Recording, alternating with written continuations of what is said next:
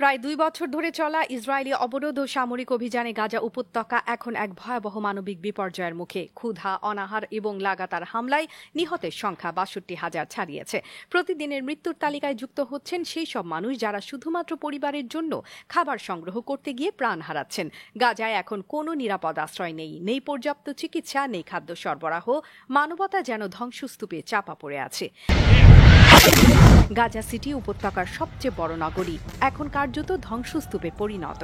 Israel এই শহর দখল করে হাজার হাজার মানুষকে দক্ষিণে তথাকথিত কনসেন্ট্রেশন জোনে সরিয়ে নিতে চায়। প্রতিদিনের হামলায় নিহত হচ্ছেন সাধারণ মানুষ, যাদের মধ্যে রয়েছেন সাহায্য প্রত্যাশী, সাংবাদিক, শিশু ও বৃদ্ধ। শহরের হাসপাতাল, স্কুল, আশ্রয়কেন্দ্র সবই লক্ষ্যবস্তুতে পরিণত হয়েছে। ইসরায়েলি বাহিনী ভারী অস্ত্র, ড্রোন ও যুদ্ধ বিমান ব্যবহার করে আবাসিক এলাকা ধ্বংস করছে, যাতে ভবিষ্যতে স্থল অভিযান সহজ হয়।